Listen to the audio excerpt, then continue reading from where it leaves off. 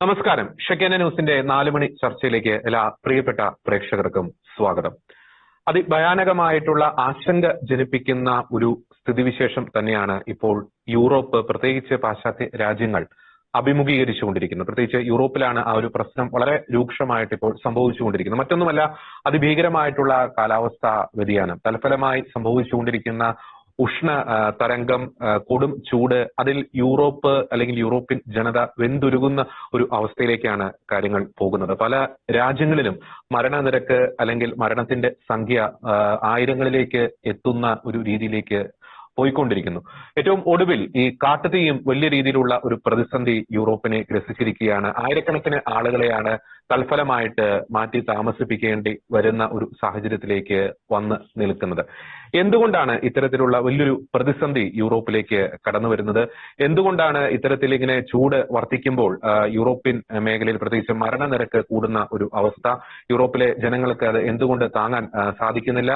എന്തുകൊണ്ട് ഇത്തരത്തിൽ വളരെ ശക്തമായിട്ടുള്ള അപ്രതീക്ഷിതമായിട്ടുള്ള കാലാവസ്ഥാ വ്യതിയാനം വർഷങ്ങളായിട്ട് ഇങ്ങനെ സംഭവിച്ചുകൊണ്ടിരിക്കുന്നു, പ്രത്യേകിച്ച് യൂറോപ്യൻ രാജ്യങ്ങൾ കേന്ദ്രീകരിച്ച്?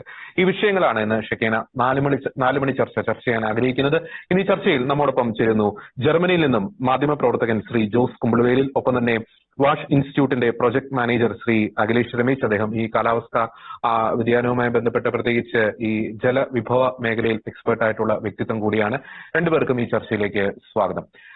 ആദ്യം ശ്രീ ജോസ് കുമ്പളവേലിൽ, നമുക്കറിയാം നിലവിലെ യൂറോപ്പിലെ സാഹചര്യം ഒന്ന് വിശദമാക്കാമോ? നമുക്ക് ഇന്ത്യൻ സിനാരിയും യൂറോപ്പിലെ സിനാരിയും രണ്ടാണ്. നമുക്കിവിടെ അല്പം ചൂട് കൂടിയാലും നമ്മളെ അത് കാര്യമായി ബാധിക്കുന്ന ഒരു അവസ്ഥയല്ല. പക്ഷെ എന്തുകൊണ്ട് ഇങ്ങനെ ചൂട് കൂടുമ്പോൾ ആയിരങ്ങൾ അവിടെ മരിച്ചു വീഴുന്ന ഒരു സ്ഥിതിയിലേക്ക് എത്തുന്നു? ഏറ്റവും ലേറ്റസ്റ്റ് ഒരു അപ്ഡേഷൻ അവിടെ നിന്നൊന്ന് പങ്കുവയ്ക്കാം. നമസ്കാരം. യൂറോപ്പിനെ ആകെ പിടിച്ചുലച്ചു കൊണ്ടിരിക്കുന്ന ഒരു കടുത്ത ഉഷ്ണതരംഗമാണ് ഇപ്പോൾ ഉണ്ടായിരിക്കുന്നത്.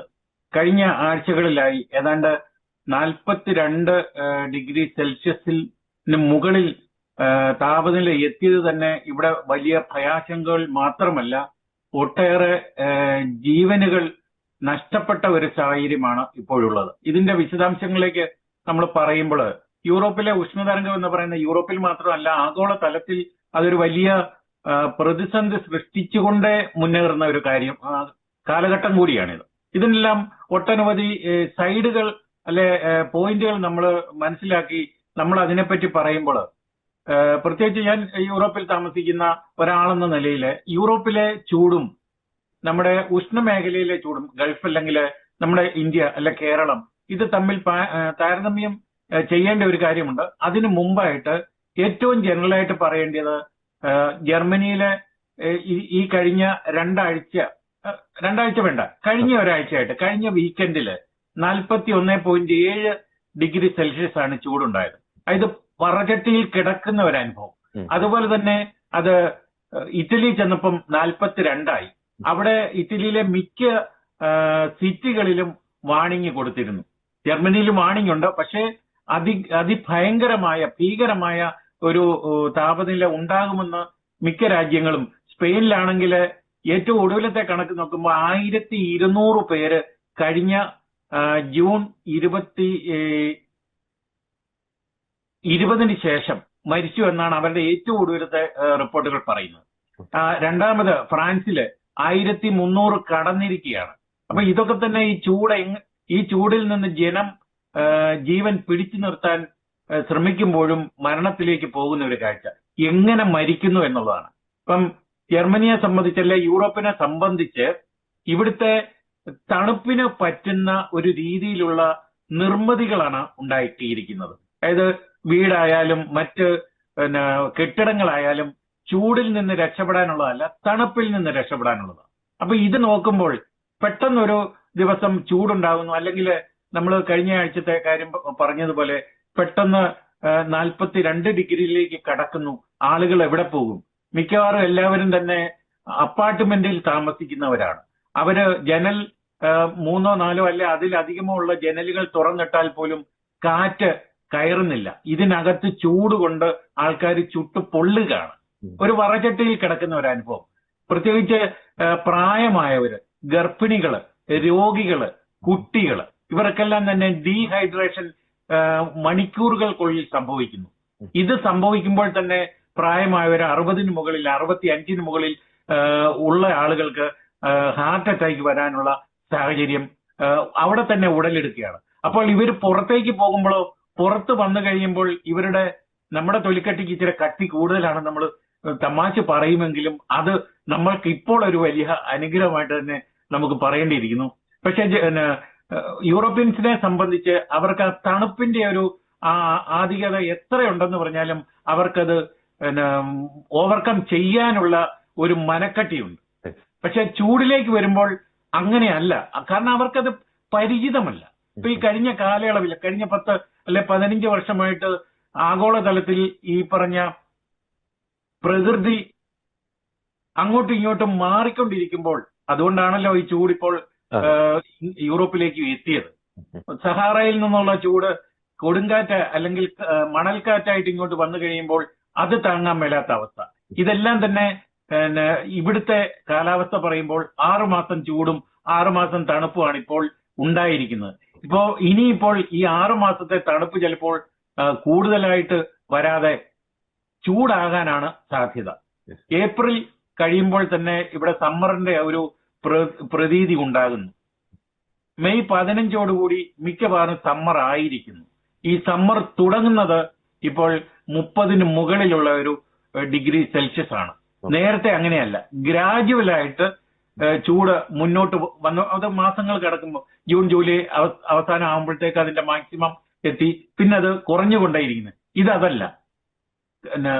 യൂറോപ്പിലെ ഈ പറഞ്ഞ കാലാവസ്ഥ വ്യതിയാനം അത് ജനജീവിതത്തെയാണ് ഏറ്റവും കൂടുതൽ ജനജീവിതം എന്ന് പറയുമ്പോൾ അതിനകത്ത് ആളുകൾ മാത്രമല്ല, അതിന്റെ പരിസ്ഥിതിക്കും ചുട്ടുപൊള്ളുന്ന അവസ്ഥ, റോഡുകൾ പൊളിഞ്ഞ ഇളകുന്ന അവസ്ഥ, ടാർ ചെയ്തിട്ടുണ്ടെങ്കിൽ ഉരുകി ഒലിക്കുന്ന അവസ്ഥ, അതുപോലെ തന്നെ ട്രെയിൻ പാളങ്ങൾ അങ്ങോട്ടും ഇങ്ങോട്ടും വ്യതിയാനപ്പെടുന്ന അവസ്ഥ, ഇതെല്ലാം തന്നെ ജനങ്ങൾക്ക് ജീവിതത്തെ ബാധിക്കുന്ന ഒരു വലിയ ഭീതിജനകമായ ഒരു പ്രശ്നമായിട്ട് തീർന്നിരിക്കുകയാണ്. വളരെ വ്യക്തമാണ്. വളരെ ഭീതിജനകമായിട്ടുള്ള ഒരു സാഹചര്യം തന്നെയാണ് യൂറോപ്പിൽ നിലനിൽക്കുന്നത്. ശ്രീ അഖിലേഷ് രമേശ്, എന്തുകൊണ്ടായിരിക്കാം ഇത്തരത്തിൽ ഒരു അപ്രതീക്ഷിതം എന്ന് വേണമെങ്കിൽ നമുക്ക് വിശേഷിപ്പിക്കാം, വലിയൊരു ഭയാനകമായിട്ടുള്ള ഒരു കാലാവസ്ഥ മാറ്റം യൂറോപ്പിൽ സംഭവിക്കുന്നു? നമുക്കറിയാം, യൂറോപ്പിലേക്ക് നമ്മളൊരു യാത്രയ്ക്ക് വേണ്ടി പ്ലാൻ ചെയ്യുകയാണെങ്കിൽ ആദ്യമേ തന്നെ ഈ തണുപ്പിനെ പ്രതിരോധിക്കുവാനുള്ള സ്വെറ്ററും അതുപോലുള്ള സാമഗ്രികളും ഒക്കെ ആയിരിക്കും നമ്മൾ മേടിക്കുന്നത്. ഇപ്പോൾ മറ്റൊരു രീതിയിലേക്ക് കാര്യങ്ങൾ പോകേണ്ടി വരുന്നു നമ്മുടെ യാത്രയൊക്കെ ആയിട്ട് ബന്ധപ്പെട്ട് നമ്മളത് പ്ലാൻ ചെയ്യുമ്പോൾ. എന്തുകൊണ്ടായിരിക്കാം ഈ യൂറോപ്പിനെ നേരത്തെ ശ്രീ ജോസ് കുമ്പളവേൽ സൂചിപ്പിച്ചതുപോലെ ഒരു വറചട്ടിയിലാക്കുന്ന രീതിയിൽ ഇത്തരത്തിലൊരു ചൂട് അവിടെ വർത്തിക്കുന്നത്? ശ്രീ അഖിലേഷ് രമേശ്. നമസ്കാരം. കാലാവസ്ഥാ വ്യതിയാനത്തിന് ഒരു മുഖമല്ല ഉള്ളത്.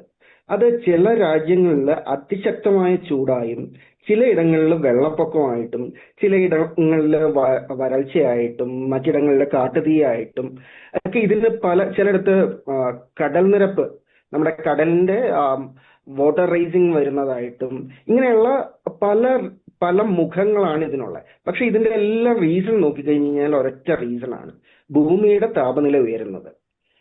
ഈ ഭൂമിയുടെ താപനില ഞാൻ കഴിഞ്ഞൊരു ചർച്ചയിലും പറഞ്ഞ പോലെ ഭൂമിയുടെ താപനില ഉയരുക എന്ന് പറയുന്നത് നമ്മൾ നമ്പേഴ്സിൽ നോക്കുമ്പോൾ 1 ഡിഗ്രി 1.5 ഡിഗ്രി എന്നൊക്കെ പറഞ്ഞാണ് ഇത് ഉയരുന്നത്.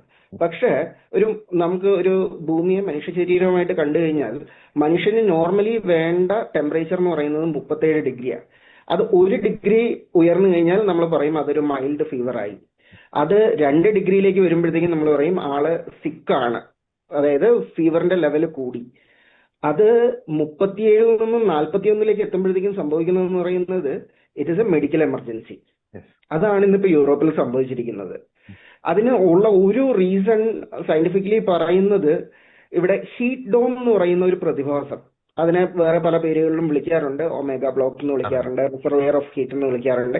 ഇങ്ങനെയുള്ള ഒരു പ്രതിഭാസം അവിടത്തെ ചൂടിനെ, നേരത്തെ പറഞ്ഞ പോലെ ഒരു എക്സാമ്പിളും കൂടെ വെച്ച് പറഞ്ഞു കഴിഞ്ഞാൽ, നമ്മൾ കാറ് കൊണ്ടുപോയി വെയിലത്ത് പാർക്ക് ചെയ്ത് കഴിഞ്ഞു കഴിഞ്ഞാൽ ഉണ്ടാകുന്ന ആ ഒരു സ്ഥിതിവിശേഷം മൊത്തത്തിൽ യൂറോപ്പിൽ ആയിരിക്കുകയാണ്. അതായത് വെയിലത്തിട്ടു, കാറ് ചൂടായി, അതിനകത്തുള്ള ഹീറ്റ് ജനലുകളിലൂടെയും നമ്മുടെ വിൻഷീൽഡിലൂടെയൊക്കെ അകത്ത് കയറി, പക്ഷെ പുറത്തു പോകാൻ നിവൃത്തിയില്ലാതെ ആ ചൂട് അങ്ങനെ കെട്ടിക്കിടക്കുവാണ് നിലവിലത്തെ യൂറോപ്പിൽ. അത് ഒരിടത്തല്ല, യൂറോപ്പിലെ ഏതാണ്ട് പകുതിയിൽ കൂടുതൽ രാജ്യങ്ങളെ അത് ബാധിച്ചു കഴിഞ്ഞു. 40-44 രാജ്യങ്ങളുള്ള യൂറോപ്പിൽ ഏതാണ്ട് പകുതിയിൽ കൂടുതൽ രൂക്ഷമായിട്ട് ബാധിച്ചു കഴിഞ്ഞു എന്ന്. അതില് ഏറ്റവും ഇതിന്റെ ഒരു ഭീകരത നമ്മൾ മനസ്സിലാക്കേണ്ടത് ഫ്രാൻസിലെ പല ന്യൂക്ലിയർ റിയാക്ടേഴ്സ്, പവർ റിയാക്ടേഴ്സ് ക്ലോസിംഗിന്റെ വക്കിലാണ്.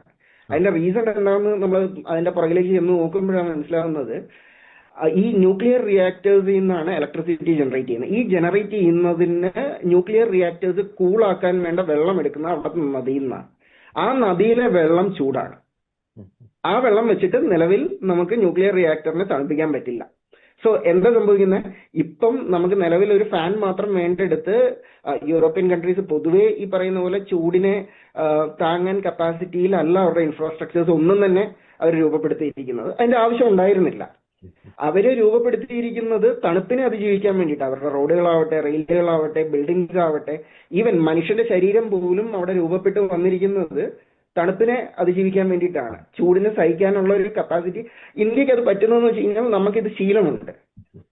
യൂറോപ്പിൽ അത് ഒട്ടും അവർക്ക് പറ്റില്ല. അപ്പം ഈ പറയുന്നത് ഇതൊരു ചെയിൻ ഓഫ് റിയാക്ഷൻ ആണ്. നമുക്ക് അങ്ങനെ പറ്റാണ്ട് വരുമ്പോൾ AC കൾ കൂടുതൽ വേണ്ടി വരും, ഫാനുകൾ കൂടുതൽ വേണ്ടി വരും. അങ്ങനെ വരുമ്പോൾ ഇലക്ട്രിക് കൺസംഷൻ കൂടുന്നു. ഇലക്ട്രിക് കൺസംഷൻ കൂടുമ്പോഴത്തേക്കും സ്വാഭാവികമായിട്ടും അപ്പുറത്തെ ജനറേറ്റ് ചെയ്യേണ്ടത് ഇൻക്രീസ് ചെയ്യേണ്ടതിന് പകരം ഇവരൊരു സർക്കുലർ ക്രൈസിസിലേക്ക് പോവുകയാണ്. ദിസ് ഹാപ്പൻസ് ടു എല്ലായിടത്തും. അതായത് ഹോസ്പിറ്റൽസിനെ ഇത് ബാധിക്കുന്നു, വീടുകളെ ഇത് ബാധിച്ചു തുടങ്ങുന്നു, കുടിവെള്ളത്തിന്റെ എന്താ പറയാ സപ്ലൈ ചെയ്ത് ബാധിച്ചു തുടങ്ങുന്നു. അങ്ങനെ ജസ്റ്റ് ഒരു ഇലക്ട്രിസിറ്റി കൺസംഷൻ, പവർ സപ്ലൈയിൽ വരുന്ന വ്യത്യാസം പോലും അവിടുത്തെ യൂറോപ്യൻ എക്കോണമിയെ കംപ്ലീറ്റ് എഫക്ട് ചെയ്ത് തുടങ്ങിയിട്ടുണ്ട്. ഇതാണ് അതിന്റെ ഒരു ഫേസ് ഇന്നത്തെ. അത് വ്യക്തമാണ്. അത് വളരെ ഭീതി ജനിപ്പിക്കുന്ന ഒരു സാഹചര്യം തന്നെയാണ് അങ്ങ് സൂചിപ്പിച്ചത്. വളരെ വ്യക്തമാണ്. ഈ കാലാവസ്ഥാ വ്യതിയാനത്തിന് ഒരു മുഖം മാത്രമല്ല, അത് യൂറോപ്പിൽ ഒരു രീതിയിൽ ആഞ്ഞടിക്കുകയാണെങ്കിൽ ഇന്ത്യയിൽ വേറൊരു രീതിയിൽ, ഈ പറയുന്ന ഗൾഫ് രാജ്യങ്ങളിൽ വേറൊരു രീതിയിൽ, അമേരിക്കയിൽ വേറൊരു രീതിയിൽ. അപ്പോൾ തീർച്ചയായിട്ടും ഒരു വലിയൊരു മാറ്റത്തിന് തന്നെയാണ് ലോകം സാക്ഷ്യം വഹിച്ചുകൊണ്ടിരിക്കുന്നത് എന്നതൊരു യാഥാർത്ഥ്യം തന്നെയാണ്. ശ്രീ ജോസ് കുമ്പളവേൽ, നമുക്ക് ഇതിന്റെ മറ്റ് അനന്തര ഫലങ്ങളിലേക്ക് പോയി കഴിയുമ്പോൾ ഞാനൊരു ആർട്ടിക്കിളിൽ വായിക്കാനിടയായത് ഇപ്പോൾ യൂറോപ്പിൽ ഈ മുങ്ങി മരണങ്ങൾ ഒത്തിരിയധികം കൂടുന്നതായിട്ടുള്ള വാർത്തകൾ കൂടി വരുന്നുണ്ട്. നമ്മൾ ഈ ചൂടേറ്റ് വാടി തളർന്ന് വീഴുന്നു. അതിന്റെയൊക്കെ മറ്റൊരു ബൈ പ്രോഡക്റ്റ് ആണ് ഈ മുങ്ങി മരണങ്ങൾ. പലപ്പോഴും ചൂടിൽ നിന്ന് രക്ഷപ്പെടാൻ വേണ്ടിയിട്ട് ഈ തടാകങ്ങളെയും അല്ലെങ്കിൽ നദികളെയും ചെറിയ അരുവികളെയും ഒക്കെ ജനങ്ങൾ ആശ്രയിക്കുന്നു. അപ്പോൾ അത്തരത്തിലുള്ള മരണങ്ങൾ കൂടി കൂടുതൽ അവിടെ റിപ്പോർട്ട് ചെയ്യപ്പെടുന്നില്ലേ? ഒപ്പം തന്നെ മറ്റൊരു കാര്യം കൂടി, ഈ വിദ്യാഭ്യാസ സ്ഥാപനങ്ങളുടെ പ്രവർത്തനങ്ങൾ, ഓഫീസ് പ്രവർത്തനങ്ങൾ, പൊതുമേഖലാ സ്ഥാപനങ്ങളുടെ പ്രവർത്തനങ്ങൾ, അത്തരത്തിലുള്ള ദൈനംദിന പ്രവർത്തനങ്ങളിൽ ഈ ഒരു വിഷയം എത്രത്തോളം ഒരു ഇമ്പാക്ട് നെഗറ്റീവായി ചെലുത്തിയിട്ടുണ്ട് ശ്രീ ജോസ് കുമ്പളവേൽ? ഞാൻ ആ ചോദ്യത്തിലേക്ക് വരുന്നതിന് മുമ്പ് ഒരു ചെറിയ കാര്യം കൂടെ ഒന്ന് പറഞ്ഞേക്ക്. അത് അഭിലാഷ് പറഞ്ഞതിന്റെ ബാക്കി പത്രമായിട്ട് കൂട്ടിയാൽ മതി. അതായത് നമ്മുടെ കേരളത്തിലെ ചൂടിന്റെ പ്രധാന വില്ലൻ, അല്ലെ ഇന്ത്യയിലെ പ്രധാന ചൂടിന്റെ വില്ലൻ എന്ന് പറയുന്ന ഉയർന്ന അന്തരീക്ഷ ഈർപ്പമാണ്, ഹൈ ഹ്യൂമിഡിറ്റിയാണ്. പക്ഷേ നമ്മളൊക്കെ, അല്ലെങ്കിൽ കേരളം കടലിന്റെ അടുത്ത് ഇങ്ങനെ സ്ഥിതി ചെയ്യുന്നുണ്ട്. അവിടെ നമുക്ക് ശരീരം കഠിനമായി വിയർക്കുന്ന ഒരു അവസരം ഉണ്ടാക്കി തരുന്നുണ്ട്. പക്ഷേ ജർമ്മനിയില് അല്ലെങ്കിൽ യൂറോപ്പിലേക്ക് വരുമ്പോൾ കടുത്ത വരണ്ട ചൂടാ, ഡ്രൈ ഹീറ്റാ. ഇത് തമ്മിലാണ് പ്രശ്നം ഉണ്ടാക്കിയിരിക്കുന്നത്. അന്തരീക്ഷത്തിൽ ഈർപ്പം വളരെ കുറവാണ്. അപ്പോൾ തന്നെ ശരീരം പെട്ടെന്ന് അങ്ങ് ഉണങ്ങുകയാണ്. ഉണങ്ങുക പറയുമ്പോഴത്തേക്ക് നമുക്കത് പ്രകടമാണ്. ഈ ആകുന്നത് നമ്മൾ കണ്ടുകൊണ്ട് വെള്ളം കുടിച്ചു കഴിഞ്ഞാൽ ഉടനെ അത് വേർത്ത് പോകണമെന്നില്ല. പക്ഷേ ശരീരത്തിന് താങ്ങാൻ മേലാത്ത ഒരു അവസ്ഥ വരുന്നുണ്ട്. അതാണ് ഇവിടെ ഇപ്പൊ ഈ കൂടുതൽ മരണം ഉണ്ടാകുന്നത്. പിന്നെ അടിസ്ഥാന സൗകര്യങ്ങൾ, ഇൻഫ്രാസ്ട്രക്ചർ നോക്കിക്കഴിയുമ്പോൾ കേരളത്തിലെ വീടുകൾ നമുക്ക് ഏറ്റവും ഉയർന്ന താപനിലയെ പ്രതിരോധിക്കാനുള്ള ഒരു നിർമ്മിതിയാണ്. അത് കോൺക്രീറ്റ് മേൽക്കൂര ആയാലും ഇപ്പം കോൺക്രീറ്റിന്റെ മണ്ടയ്ക്ക് വേറെ വലിയ ഷീറ്റും ഒക്കെ ഇട്ട് ഉണ്ടാക്കുന്ന ഒരു സമ്പ്രദായം തന്നെ ഉണ്ട്. പക്ഷെ ഇവിടെ എന്ന് പറയുന്നത് തണുപ്പിനെ അതിജീവിക്കാനുള്ള എല്ലാ സെറ്റപ്പോടും കൂടിയാണ് ഇവിടുത്തെ വീടുകൾ. അത് സെല്ലർ എന്ന് പറയും ഇംഗ്ലീഷില്. അപ്പൊ ഈ സെല്ലറൊക്കെ നമുക്ക് ഈ ചൂടിൽ നിന്ന് രക്ഷപ്പെടാൻ ഒരുപക്ഷെ ഇപ്പോൾ സഹായകമാണ്. പിന്നെ ഞാനൊക്കെ വന്ന കാലത്ത് ഇവിടെ AC ആയിട്ട്, അല്ലെങ്കിൽ വണ്ടികളിൽ AC ആയിട്ട്, അല്ലെ വീടുകളിൽ AC ആയിട്ട്, അല്ലെങ്കിൽ ഒരു ഫാന് നമുക്ക് കാണാൻ സാധിക്കില്ലായിരുന്നു. കഴിഞ്ഞ ഒരു 15 വർഷമായിട്ട് ഇവിടെ ഫാൻ നമ്മൾ എല്ലാ സമയത്തും കിട്ടുന്ന ഒരു സാധനമല്ല. അത് ഈ സമ്മർ അടുക്കുന്നതിന് മുമ്പ് തന്നെ ഇവരൊരു എല്ലാ കടകളിലും, ഇത് പ്രത്യേകിച്ച് ഇലക്ട്രിക്കൽ കടകളിൽ ഇത് വന്നാൽ ആ ദിവസം തന്നെ വിറ്റ് പോകുന്ന ഒരു അവസ്ഥയാണ് ഇപ്പോൾ ഉള്ളത്. ഇപ്പൊ ഞാൻ പറയാം, ഞങ്ങളുടെ വീട്ടില് എന്റെ മകൻ ഈയിടെ 10 ഫാനാണ് ഓർഡർ ചെയ്ത്. എന്നിട്ട് അവന് വന്ന മറുപടി വീട്ടിലുണ്ട്, പക്ഷെ ഏറ്റവും പുതിയ സംവിധാനത്തിലുള്ള ഫാന്, കൂളറുണ്ട്, എയർ കൂളറുണ്ട്. ഇതൊക്കെ തന്നെ നമുക്ക് പോരാതെ വരുന്ന ഒരവസ്ഥ. ഇപ്പൊ ഈ 10 ഫാൻ നമ്മൾ ഓർഡർ ചെയ്ത് കഴിഞ്ഞപ്പം മെയിൽ വന്നത് നിനക്ക് ഓഗസ്റ്റ് അവസാനം തരാമെന്ന്. അപ്പോഴത്തേക്ക് ചൂട് കുറയുന്ന ഒരവസരമാണ്. അപ്പൊ ഞാനൊരു ഒരു ഉദാഹരണം പറഞ്ഞതേ ഉള്ളൂ. പിന്നെ ഈ മറ്റൊരു കാര്യം എന്ന് പറയുന്ന ആളുകൾക്ക് പുറത്തേക്ക് ഇറങ്ങാനുള്ള, ഈ ചൂട് വന്നു കഴിഞ്ഞാൽ ഇറങ്ങാൻ എല്ലാവർക്കും താല്പര്യമാണ്. പക്ഷെ മുമ്പേ പറഞ്ഞതുപോലെ വെള്ളത്തിലേക്ക് പോകാനാണ്, തണുപ്പിക്കാനാണ്, സ്വയമായിട്ട് നമുക്ക് തണുപ്പിക്കാനാണ്. ഇപ്പൊ ഇവിടുത്തെ നദികള് അല്ലെങ്കിൽ ചെറിയ പുഴകള് ഇവിടെയൊക്കെ എവിടെയൊക്കെ ഇറങ്ങാതിരിക്കാം, നീന്താതെ ഇരിക്കാം, നീന്തരുത് എന്നുള്ള ഒരു വ്യക്തമായ ഒരു വലിയ ബോർഡുകൾ, സൈൻ ബോർഡുകൾ ഇവിടെ ഉണ്ട്. ഇപ്പൊ ഈ കഴിഞ്ഞ വാരാന്ത്യത്തിൽ 26 മരണങ്ങളാണ് ജർമ്മനിയിൽ സംഭവിച്ചത്. അതിലൊരു മലയാളിയുണ്ട്. നമ്മുടെ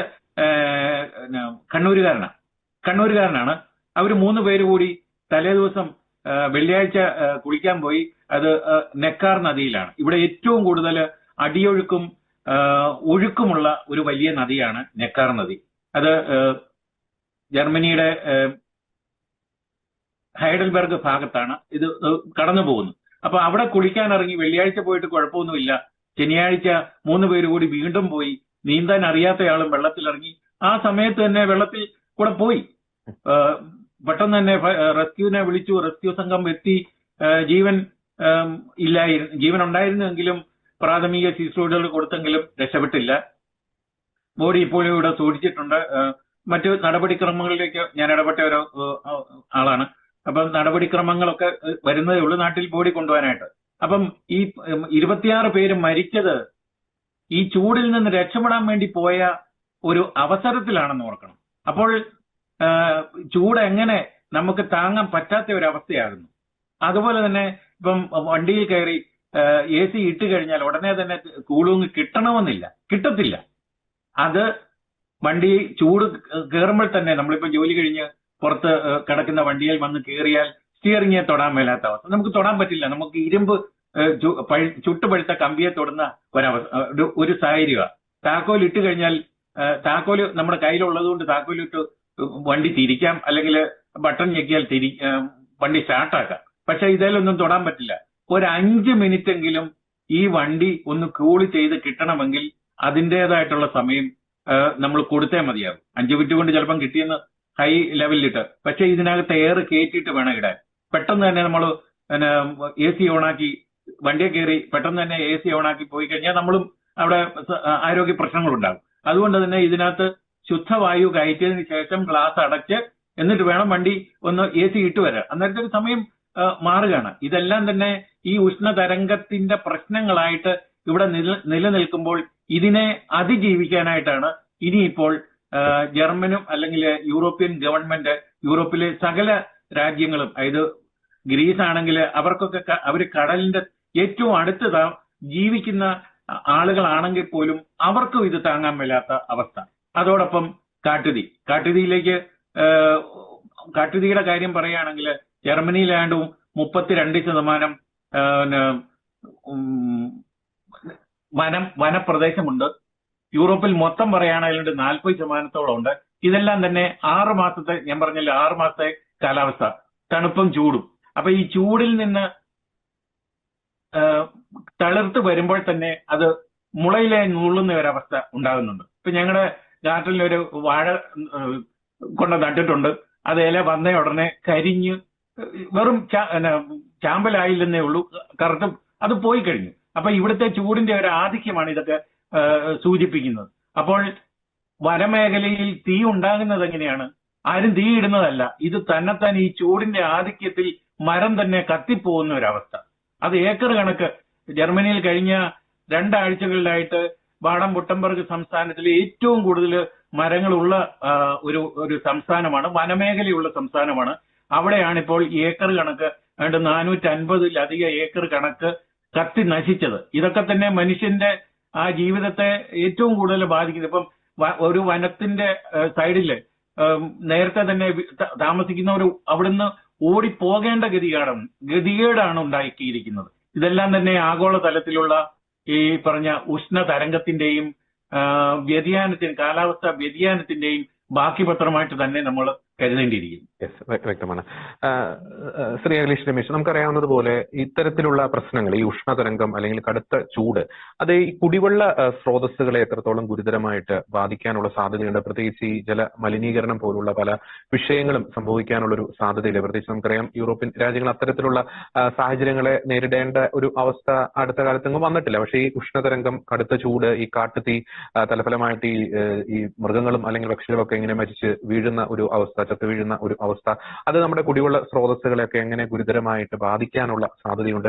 ആ തലത്തിൽ കൂടി ഇതിന്റെ ഒരു മാനേജ്മെന്റ് സംവിധാനങ്ങൾ മാറേണ്ടതല്ലേ? ഒപ്പം ഒരു കാര്യം കൂടി, ആഗോളതലത്തിൽ ഇങ്ങനെ പല രാജ്യങ്ങളെയും പല രീതിയിൽ ഈ ഒരു വിപത്ത് ബാധിക്കുമ്പോൾ ആഗോളതലത്തിൽ കൃത്യമായിട്ടുള്ള ഒരു മാനേജ്മെന്റ്, ഒരു കോർഡിനേഷൻ സംവിധാനം ഈ കാലാവസ്ഥാ വ്യതിയാനത്തെ നേരിടുവാൻ വേണ്ടി കൂടുതൽ അത്തരത്തിലുള്ള സംവിധാനങ്ങൾ ശക്തിപ്പെടുത്തേണ്ടതല്ലേ?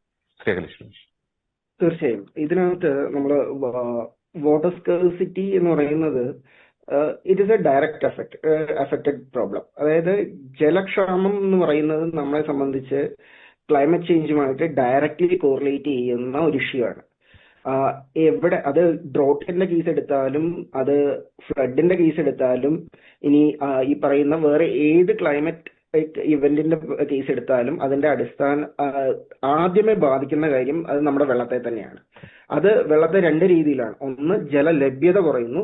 രണ്ട്, ജലസുരക്ഷ കുറയുന്നു. ജലലഭ്യത കുറയുന്നു കൊണ്ട് ഉദ്ദേശിക്കുന്നത് നദികളും തടാകങ്ങളും മറ്റ് ജലസ്രോതസ്സുകളും ഇതിൽ നിന്നും വറ്റി വരളുന്നു. ഇനി കിട്ടുന്ന വെള്ളം എത്രത്തോളം സേഫാണ് എന്നുള്ളൊരു പ്രശ്നം വരുന്നു. അത് ഏതൊരു ക്ലൈമറ്റിക് ഇവന്റിന്റെയും ഒരു ആഫ്റ്റർ എഫക്റ്റ് ആയിട്ട് വരുന്ന ഒരു പ്രശ്നം തന്നെയാണ്. ഇത് ഈ പറയുന്ന ഇപ്പം നമുക്ക് ഇതിനകത്ത് കാണുന്ന ഈ ഹീറ്റ് ഡോം അല്ലെങ്കിൽ ഈ ഹീറ്റ് വേവ് എഫക്റ്റിന്റെ ഒരു പ്രശ്നം എന്ന് പറയുന്നത് ഇത് കേവലം ചൂട് കൊണ്ട് മാത്രം നിലനിൽക്കുന്ന ഒരു പ്രശ്നമല്ല. ഇത് അടുത്ത ഘട്ടത്തിൽ മഴയിലേക്കും ഗ്ലേഷ്യർ മെൽറ്റിംഗിലേക്കും കൊടും ശൈത്യത്തിലേക്കും എസ്പെഷ്യലി ലോകത്തിന്റെ മറ്റു ഭാഗങ്ങളിൽ, അമേരിക്ക അടക്കമുള്ള ഭാഗങ്ങളിലേക്ക് ഇതിന്റെ കൊടും ശൈത്യത്തിലേക്ക് നമ്മളെ കൊണ്ടുവരുന്ന എത്തിക്കും. അപ്പം ഇതിന്റെ എല്ലായിടത്തും വരുന്ന ഒരു കോമൺ ത്രെഡ് എന്ന് പറയുന്നത് ഈ വാട്ടർ സ്കേഴ്സിറ്റിയും വാട്ടർ സേഫ്റ്റി ഇഷ്യൂസും ആണ്. ഇതിനെ ഡീൽ ചെയ്യണമെങ്കിൽ ഡീസെൻട്രലൈസ്ഡ് ആയിട്ടുള്ള വാട്ടർ സേഫ്റ്റി മെക്കാനിസംസ് നമുക്ക് വേണം. നിലവിലുള്ള യൂറോപ്പിന്റെ ഒരു പ്രശ്നം എന്ന് പറയുന്നത് ഇത് കൂടുതലും സെൻട്രലൈസ്ഡ് സപ്ലൈസ് ആണ്. അപ്പം സെൻട്രലൈസ്ഡ് സപ്ലൈസിൽ എവിടെയെങ്കിലും ഒരു പ്രശ്നം ഉണ്ടായിക്കഴിഞ്ഞാൽ അതിനെ മൊത്തത്തിൽ ബാധിക്കുന്ന രീതിയിലേക്ക് ഇത് പോകുന്നുണ്ട്. അപ്പം അങ്ങനെ വരാണ്ട് ഡീസെൻട്രലൈസ്, ഇന്ത്യയെ ഒരു വിധത്തിൽ നമ്മളെ സഹായിക്കുന്ന അല്ലെ കേരളത്തെ സഹായിക്കുന്ന ഒരു കാര്യം എന്ന് പറഞ്ഞാൽ നമ്മുടെ വാട്ടർ സപ്ലൈ സിസ്റ്റംസ് കൂടുതലും ഡീസെൻട്രലൈസ്ഡ് ആണ്. അത് നമ്മുടെ കിണറുകളെയും ബോർവെല്ലുകളെയും മറ്റുമൊക്കെ ആശ്രയിച്ചിരിക്കുന്നതാണ്. നമുക്ക് അവരുടെ വാട്ടർ സപ്ലൈ ആയിട്ട് നമ്മളെ കമ്പയർ ചെയ്യാൻ പോലും പറ്റില്ല. ബട്ട് സ്റ്റിൽ നമുക്ക് ഉള്ളതിലൊരു ഗുണം അതിനകത്തുണ്ട്. ഇനി ഇതിനകത്ത് WHO വേൾഡ് ഹെൽത്ത് ഓർഗനൈസേഷൻ ഇന്നിപ്പോ പറഞ്ഞിരിക്കുന്നത് ഈ ഹീറ്റ് വേവ് എന്ന് പറയുന്ന ഒരു സൈലന്റ് കില്ലറാണെന്നാണ്. കാരണം ഇത് നേരത്തെ സാർ ഇവിടെ പറഞ്ഞ പോലെ ഡീഹൈഡ്രേഷൻ അടക്കമുള്ള കാര്യങ്ങളും മനുഷ്യനെ എങ്ങനെ ഇതിനോട് റിയാക്ട് ചെയ്യുന്നു. ഇപ്പോ ഇവിടെ റിപ്പോർട്ട് ചെയ്യപ്പെട്ടിരിക്കുന്ന മരണങ്ങളെല്ലാം ഡീഹൈഡ്രേഷൻ കൊണ്ട് മാത്രം സംഭവിച്ചിരിക്കുന്നതല്ല. ചിലത് എന്താ പറയാ, ചൂട് സഹിക്കാൻ വയ്യാതെ വെള്ളത്തിൽ ചാടിയുള്ള മരണങ്ങളുണ്ട്, മുങ്ങി മരണങ്ങളുണ്ട്. ഇനി ഇത് കൂടാണ്ട് പ്രായമായവരിലും മറ്റുമൊക്കെ ആയിട്ട് ഇത് ഡീഹൈഡ്രേഷൻ തന്നെ കാരണം കൊണ്ടുവന്നിട്ടുണ്ട്. കാര്യം കിഡ്നി ഫെയിലിയറിലേക്ക് പോകുന്നുണ്ട്, ഹാർട്ട് അറ്റാക്സിലേക്ക് പോകുന്നുണ്ട്. ഇങ്ങനെയുള്ള ഒരു കാസ്കേഡിംഗ് ആയിട്ട് ഇത് പല മേഖലകളിലേക്ക് വന്ന് എത്തുന്നുണ്ട്. ഇതിൽ ഈ പറയുന്ന പോലെ ആദ്യത്തെ പ്രശ്നം സോൾവ് ചെയ്യേണ്ടത് വെള്ളത്തിന്റെ തന്നെയാണ്. അതിന് പല മാർഗങ്ങളുണ്ട്. ഇന്ന് ഈ പറയുന്ന യൂറോപ്പ് നേരിട്ടുകൊണ്ടിരിക്കുന്ന ഒരു ഉഷ്ണതരംഗം എന്ന് പറഞ്ഞ് നമുക്ക് നിർത്താൻ പറ്റില്ല. ഇത് നമ്മുടെ ജലത്തെ, ഭക്ഷണത്തെ, ആരോഗ്യത്തെ, വൈദ്യുതിയെ, കൃഷിയെ, സമ്പദ് വ്യവസ്ഥയെ, പരിസ്ഥിതിയെ, ഇതിനെല്ലാം ഒരേപോലെ ബാധിക്കുന്ന ഒരു അവസ്ഥയാണ് നമുക്ക് ഇതിനകത്ത് കാണാനുള്ളത്. ഇതിന്റെ എല്ലാത്തിന്റെയും ബേസ് റീസൺ നമ്മൾ നേരത്തെ പറഞ്ഞ പോലെ ടെമ്പറേച്ചർ ഇൻക്രീസ് ആവുന്നതാണ്. അപ്പൊ ടെമ്പറേച്ചർ ഇൻക്രീസ് ആകാണ്ടിരിക്കണമെങ്കിൽ നമ്മൾ എന്ത് ചെയ്യണം? അതാണ് അതിനുള്ള ഉത്തരം. ആ ടെമ്പറേച്ചർ റൈസ് ചെയ്യേണ്ട എന്നുണ്ടെങ്കിൽ നമുക്ക് ചെയ്യേണ്ടത് എന്താണ്? കൂടുതൽ മരങ്ങൾ നടണം, കൂടുതൽ നമ്മുടെ പെട്രോളിയം ഉൽപ്പന്നങ്ങളുടെ യൂസേജ് കുറയ്ക്കണം, പ്ലാസ്റ്റിക്കിന്റെ യൂസേജ് കുറയ്ക്കണം. ഇങ്ങനെയുള്ള നമ്മൾ സ്കൂളുകളിൽ പഠിക്കുന്ന ബേസിക് പ്രിൻസിപ്പിൾസ് ആണ് ഇതിന്റെ സൊല്യൂഷൻ എന്ന് പറയുന്നത്. Okay, yes yes. ഏറ്റവും ലാസ്റ്റ് ആയിട്ട് ശ്രീ ജോസ് കുമ്പളൂല് ഞാൻ എൻ്റെ ഒരു പേഴ്സണൽ ഒരു അനുഭവം കൂടി, അതായത് കഴിഞ്ഞ കൊല്ലം യൂറോപ്പിലേക്ക് പോകാൻ ഇടയായപ്പോൾ ഞാൻ താമസിച്ച ആ ഒരു കെട്ടിടം, അതിന്റെ റൂം, അത് കണ്ടപ്പോൾ തീർച്ചയായിട്ടും ഒരു കൗതുകം തോന്നി. നമ്മുടെ കേരളത്തിന്റെ ഒരു സാഹചര്യമല്ല അത്. കറക്റ്റ് നേരത്തെ അങ്ങ് പറഞ്ഞതുപോലെ ഈ തണുപ്പിനെ പ്രതിരോധിക്കാൻ വേണ്ടിയിട്ടാണ് ആ ഒരു റൂമും അല്ലെങ്കിൽ ആ കെട്ടിടത്തിന്റെ സംവിധാനങ്ങളൊക്കെ ഉള്ളത്. അങ്ങനെ അടച്ച് പൂട്ടി കെട്ടി വെച്ചിരിക്കുന്ന ഒരു അവസ്ഥ. അപ്പോൾ ഇങ്ങനെയുള്ള കാലാവസ്ഥ വ്യതിയാനങ്ങൾ, ഈ ഉഷ്ണതരംഗമൊക്കെ ഇനി കൂടുതൽ ആവർത്തിക്കപ്പെടുന്ന സാഹചര്യത്തിൽ അവിടങ്ങളിലുള്ള കെട്ടിടത്തിന്റെ ഒക്കെ ഒരു ഘടന തന്നെ മാറ്റേണ്ട ഒരു അവസ്ഥയില്ല. പ്രത്യേകിച്ച് പല റോം പോലുള്ള നഗരങ്ങളൊക്കെ നമുക്കറിയാം, കാലാകാലങ്ങളായിട്ട് ചരിത്രമുറങ്ങുന്ന ഒരു മണ്ണാണ്. അതിനാൽ തന്നെ വളരെ നാളുകൾക്ക് മുമ്പുള്ള പണിതുയർത്തപ്പെട്ട കെട്ടിടങ്ങളൊക്കെ ആയിരിക്കും. അതും ഒരു വെല്ലുവിളി തന്നെയല്ലേ ഈ ഒരു വിഷയവുമായി ബന്ധപ്പെട്ട്? തീർച്ചയായിട്ടും അതൊരു വെല്ലുവിളി തന്നെയാണ്. പക്ഷേ ജോർജി പറഞ്ഞ രീതിയിൽ പെട്ടെന്നൊരു മാറ്റം പറ്റില്ല. കാരണം ഇവിടെ സമ്മർ തുടങ്ങിക്കഴിഞ്ഞാൽ ചുറ്റും എങ്ങോട്ട് തിരിഞ്ഞാലും നല്ല വെയിലും ചൂടും അതുപോലെ തന്നെ വെളിച്ചമുണ്ട്. പക്ഷേ വിന്റർ തുടങ്ങിക്കഴിഞ്ഞാൽ 3:30 ആകുമ്പോൾ നമുക്ക് ഒരു 9 മണിയുടെ ഒരു ഫീലിംഗ് ആണ് വരുന്നത്. അപ്പൊ എന്താ സംഭവിക്കുന്നത്? രാത്രിയായ ഒരു ഫീലിംഗ്. അപ്പോൾ അതിൽ നിന്ന് രക്ഷ നേടാനായിട്ട് ഇവര് ഗ്ലാസ് ഇട്ടിട്ടുള്ള ജനലുകളാണ് ഏറ്റവും കൂടുതൽ. ചെറിയ നമ്മുടെ നാട്ടിലെ പോലെ ജനലല്ല. ഒരു വലിയ മുറിയാണെങ്കിൽ അതിന്റെ 3/4 ഭാഗവും അടി തൊട്ട് മേള് വരെ ഗ്ലാസ് ജനലാണ്. അത് പലതരത്തിൽ തുറക്കാവുന്ന സമ്പ്രദായത്തിലാണ് അത് നിർമ്മിച്ചു വെച്ചിരിക്കുന്നത്. അപ്പോൾ അത് നമുക്ക് പെട്ടെന്ന് മാറ്റിക്കഴിഞ്ഞാൽ ഈ 3:30 മണിയാകുമ്പോൾ രാത്രി ലൈറ്റ്, അതായത് കറണ്ട് ഉപയോഗം കൂടി വരും. അത് കുറയ്ക്കാൻ വേണ്ടിയാണ് ഇവർ ഈ ഗ്ലാസ് ഇട്ട് അത് വെച്ചിരിക്കുന്നത്. അത് മാറ്റിക്കഴിഞ്ഞാൽ ഇവിടുത്തെ കറണ്ടിന്റെ ഉപയോഗം, വൈദ്യുതി ഉപയോഗം കൂടും എന്നതിനാൽ ഇതിന് പെട്ടെന്നൊരു മാറ്റം വരുത്തും എന്ന് ഞാൻ വിചാരിക്കുന്നില്ല. പിന്നെ ഈ പറഞ്ഞ പോലെ AC അതിപ്പോൾ സർവ്വസാധാരണമാണ്. വാഹനങ്ങളിലാണെങ്കിൽ എല്ലാ വാഹനങ്ങളിലും പുതിയതായിട്ടുണ്ടാക്കുന്ന എനിക്ക് തോന്നുന്നു 2011 മുതലാണെന്ന് തോന്നുന്നു പുതിയ നിയമം വന്നത്. AC ഉൾപ്പെടെയുള്ള സാധനങ്ങൾ വണ്ടിക്കകത്ത് നേരത്തെ തന്നെ നിർമ്മിച്ചിരിക്കണം. അതായത് വണ്ടി ഉണ്ടാക്കുമ്പോൾ തന്നെ. പണ്ട് രണ്ടാമത് ഉണ്ടാക്കി എടുക്കുന്ന ഒരു സംഭവം, അതെല്ലാം മാറ്റി. അപ്പം നേരത്തെ വണ്ടികളിൽ ഹീറ്റർ മാത്രമേ ഉണ്ടായിരുന്നുള്ളൂ. ഇപ്പോൾ ഇത് രണ്ടും ഉണ്ട്. അപ്പൊ ഇതിന്റെ മാറ്റങ്ങൾ എന്തുകൊണ്ടാണ്? ഈ പറഞ്ഞ കാലാവസ്ഥ വ്യതിയാനത്തിൽ നിന്ന് ജനത്തിന് രക്ഷ നേടാൻ വേണ്ടിയാണ്. ഇനിയിപ്പം പുതിയ നവീകരിച്ചിരിക്കുന്ന കാര്യം എന്ന് പറയുന്നത് സോളാർ എനർജി എല്ലായിടത്തും സർക്കാരിന്റെ ആനുകൂല്യത്തോടുകൂടി ഉണ്ടാക്കണം എന്ന് പറയുമ്പോഴും അതിന്റെ ഒരു വ്യത്യാസം, നമ്മൾ മുൻപുണ്ടായിരുന്ന ഹീറ്റർ അല്ലെ മുൻപ് ഉണ്ടാക്കിയിരുന്ന തരത്തിലുള്ള ഹീറ്റർ ജർമ്മനി ഇപ്പോൾ പുതിയ നിയമത്തോടുകൂടി അതിന് ഒരു മാറ്റം വരുത്തിയിരിക്കുകയാണ്. 2030 ഇവിടുത്തെ ഗ്യാസ് അല്ലെങ്കിൽ ഇവിടുത്തെ ഓയിൽ കൊണ്ടുള്ള ഹീറ്ററുകൾ കംപ്ലീറ്റ് മാറ്റണം എന്ന് അവര് പാർലമെന്റ് പാസ്സാക്കി നിയമം കൊണ്ടുവന്നിരിക്കുകയാണ്. അപ്പോൾ ഇതിനൊക്കെ തന്നെ മുൻപ് മുടക്കിയിരുന്നതിന്റെ 3 ഇരട്ടി, അതായത് 50,000-ലധികം യൂറോ ഇതിന് ചെലവാക്കേണ്ട ഒരു സാഹചര്യമുണ്ട്. ഇപ്പോൾ എല്ലായിടത്തും ഗ്യാസ് ഹീറ്ററുകളാണ്. അത് വെള്ളം ചൂടാക്കാൻ ഉൾപ്പെടെ ഗ്യാസ് ഹീറ്ററുകളാണ് ഉപയോഗിക്കുന്നത്. ഇനിയും കറണ്ട് അല്ലെങ്കിൽ വൈദ്യുതി കൊണ്ട് ഉപയോഗിക്കുന്ന ആണെങ്കിൽ അതിന് ചെലവ് കൂടും. അതുകൊണ്ടാണ് ഗ്യാസ് എടുക്കുന്നത്. അപ്പൊ ഈ ഗ്യാസിന്റെ ആ ഒരു കാര്യത്തിലും മാറ്റം വരുത്തി വേർമെ പമ്പെന്നാണ് പറയുന്നത്. അത് നമ്മുടെ ഫ്രിഡ്ജ് എങ്ങനെ പ്രവർത്തിക്കുന്നു അതിന്റെ വിപരീതമായിട്ടുള്ള ഒരു പ്രവർത്തന ശേഷി ഉണ്ടാക്കിയെടുത്തിട്ടുള്ള ഒരു സംഭവമാണ് വേർമെ പമ്പെന്ന് പറയുന്നത്. അതിപ്പം എല്ലായിടത്തും ആയിട്ടില്ല. ഗവൺമെന്റ് അതിന് സബ്സിഡിയോടുകൂടി കൊടുക്കുന്നുണ്ട്. അപ്പൊ ഞങ്ങളും അത് വെക്കാനുള്ള പുറപ്പാടിലാണ്. അപ്പൊ ഇതൊക്കെ തന്നെ കാലാവസ്ഥയ്ക്കനുസരിച്ച് മാറ്റങ്ങൾ വരുത്താൻ ഗവൺമെന്റ് തന്നെ നിർബന്ധിതമായിട്ടിരിക്കുന്ന ഒരു സാഹചര്യം. അത് ജർമ്മനി മാത്രമല്ല, യൂറോപ്പിൽ മൊത്തം അത് കൊണ്ടുവരും എന്നുള്ളതാണ് ഒരു കാഴ്ചപ്പാട്. രണ്ടാമത് പറയേണ്ടി വരുന്നത്, നമ്മളൊക്കെ തന്നെ ജീവിതത്തിന്റെ, അതായത് മുൻപ് 70 വയസ്സ് അല്ലെങ്കിൽ 80 വയസ്സ് കാലത്തോളം ജീവിക്കാൻ പറ്റിയിരുന്ന ഒരു സാഹചര്യം ഇപ്പോൾ മാറി. നമ്മുടെയൊക്കെ ആയുർ ദൈർഘ്യം ചിലപ്പോൾ കുറയേണ്ടുന്ന ഒരു കാലയളവിലേക്കാണ് നമ്മളൊക്കെ മുന്നോട്ട് പോകുന്നതെന്ന് വേണം പറയേണ്ടിയിരിക്കുക. വളരെ വ്യക്തമാണ്. ഏതായാലും ഈ യൂറോപ്പിനെയും ലോകം മുഴുവനെയും ബാധിച്ചിരിക്കുന്ന ഈ കാലാവസ്ഥ വ്യതിയാനത്തിലെ അപകടങ്ങൾ അത് എത്രയും വേഗം തന്നെ അതിനൊരു ശാശ്വതമായിട്ടുള്ള ഒരു പരിഹാരം, അതിന് എത്തരത്തിലാണ് അതിന്റെ ഒരു തീവ്രത ലഘൂകരിക്കാൻ സാധിക്കുക, അതിനെ പറ്റിയുള്ള കൃത്യമായിട്ടുള്ള നടപടികൾ ഭരണകൂടത്തിന്റെ ഭാഗത്തുനിന്ന് ഉണ്ടാകട്ടെ. ഏറ്റവും വേഗത്തിൽ തന്നെ എത്രയും പെട്ടെന്ന് തന്നെ ഒരു നല്ലൊരു ക്ലൈമറ്റ് അല്ലെങ്കിൽ നല്ലൊരു കാലാവസ്ഥ യൂറോപ്പിൽ സംജാതമാകട്ടെ എന്ന് പ്രത്യേകം പ്രാർത്ഥിക്കുന്നു, ആശംസിക്കുന്നു. ഇനി ചർച്ചയിൽ വളരെ സജീവമായി പങ്കെടുത്ത ശ്രീ ജോസ് കുമ്പളവേലിൽ, ഒപ്പം തന്നെ ശ്രീ അഖിലേഷ് രമേശ്, രണ്ടുപേർക്കും നന്ദി.